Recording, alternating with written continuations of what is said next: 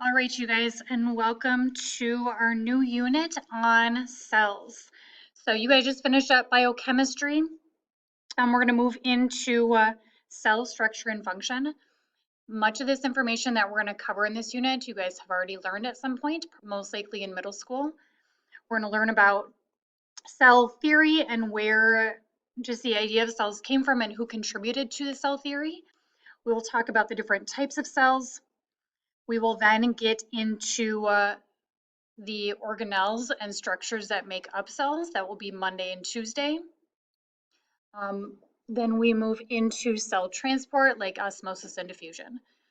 So that will wrap up this unit. We will test right before the end of this term. So the day or two before the end of this term will be this cell test. So this will be the last test in this term. All right, so to begin with, make sure you have your notes ready, either the notes outline or a notebook, or however you decide to take notes on your own. So let's talk about cell theory. So where did cells even, where did the idea of cells come from? Where did the discovery of cells come from? So you may have heard the name Hooke before, Robert Hooke. So the development of cells originally came from Robert Hooke, 1665, discovered cells while examining cork under an early or very primitive microscope. So I was looking at some cork, he looked under a very early microscope, discovered little tiny boxes, and he called them cells based on the living quarters that monks would stay in. That's why he named them cells. Then, with the contribution of many others, which you guys learned about when you watched the Wacky History of the Cell Theory, either yesterday or the day before, Wednesday or Thursday. You notice that there were many other scientists that took part of this as well. So Robert Hooke is up here. He's using a microscope he devised. He looked at cell walls of cork for the first time. He coined the term cell, again, based on the living quarters of the monks at that time. Continuing on, we have Brown discovering the nucleus. Schlein discovered that plant tissue is composed of cells. Schwann said, okay, yes, plants are composed of cells, but animal tissue is as well. Braun contributed to the second part of the cell theory, stating that cells are the basic unit of life. All living things are made of cells. And then Virchow contributed to the last part of the cell theory, saying that cells just don't come out of thin air. Cells must come from other cells. So these are just some major contributors in the discovery of cells and the cell theory itself. The three parts of the cell theory that you guys will need to know and know fairly well are as follows. One, and they're fairly straightforward and make sense if you think about them. All living things are made of cells, right? So plants, animals, bacteria, protists, all living things must be composed of cells. If you remember back to Unit 1, one of the characteristics of life is all living things must be made of cells. Number 2, cells are the basic unit of structure and function in living things. Makes sense, self-explanatory. And number 3, new cells are only produced from existing cells. So cells only come from other pre-existing cells. And those cells carry genetic information to be passed on to those new cells through cellular reproduction.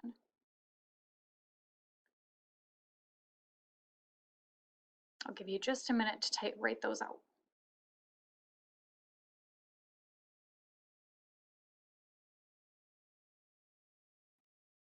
Okay, go ahead and pause it if you need to. Otherwise, we're going to continue on. The last part of notes today include cell types. So there's 3 main cell types we're going to talk about: prokaryotic cells, eukaryotic cells, and viruses. Prokaryotic cells are your very primitive, very simple cellular structures. Prokaryotic cells have no nucleus, nor do they have any of those very important organelles and structures that we'll see in eukaryotic cells. One way to remember it is no nucleus.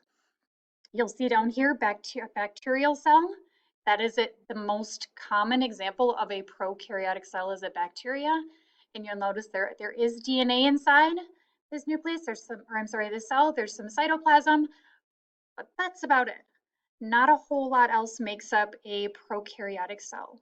So pro, no nucleus, no other really big important structural components. Meaning eukaryotic is how you pronounce that.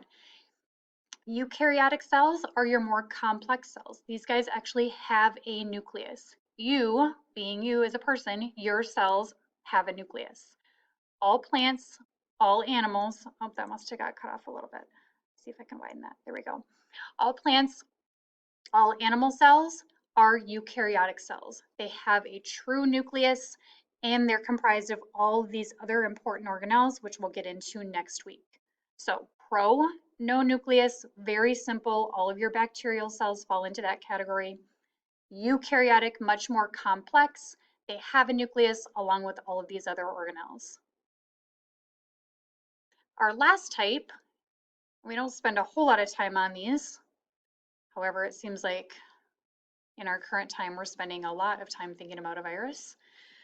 Have you ever heard of COVID-19? Haha, joke, right? So a virus like COVID-19, these are types of cells. They don't look like your typical cell shape and structure. They have various unique shapes based on what kind of virus it is. Viruses do contain DNA. They must invade a host cell to inject their DNA. They don't live and reproduce on their own. They must get into a host like a human, invade our cells, inject their DNA, and then take over the DNA of our own cells. That's how viruses work. So they don't really exist and reproduce on their own. They must invade a host cell, get into something living to reproduce and spread their virus. All different types you've heard of: HIV, hepatitis B, Ebola, here's influenza, there's rabies, rotavirus, herpes, and then of course, COVID-19, which I should have put a picture of maybe, but I'm thinking you're probably sick of hearing about that by now. The last slide I'm going to show you is again, either in your notes outline or you may want to jot this down. So I would probably pause the video at this point so you can make sure you have all this information. Much of this information you see right here will be on your test. So this is showing you a chart and showing you the differences between a virus, a prokaryotic cell, which again is just a bacterial cell, and a eukaryotic cell. It goes through different characteristics and it's checked off if they contain that. So for example, it contains DNA. DNA, remember from last unit, is a nucleic acid. All three of these types of cells are composed of DNA, have to have DNA. Eukaryotic is the only one that has a DNA held inside a contained nucleus. Pro and eukaryotes have a cell membrane that has a lipid bilayer, which we'll get into next week, what that actually looks like and what that means. A virus is the one that lacks your typical cell structure. Like I said earlier, we can go back a slide, they don't really have that typical cell shape, cell look to them.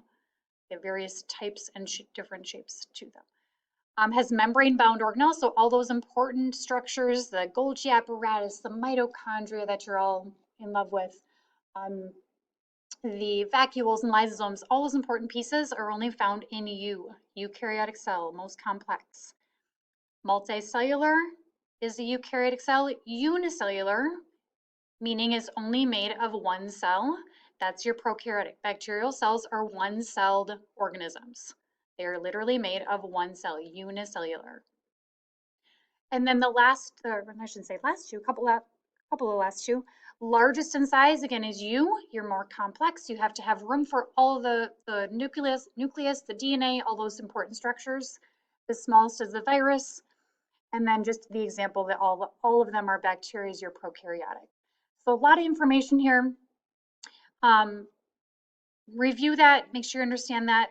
Reach out to your teachers if you need more clarification on any of this. So know your three parts to the cell theory and excuse me, the 3 different types of cells, including their characteristics. Thanks.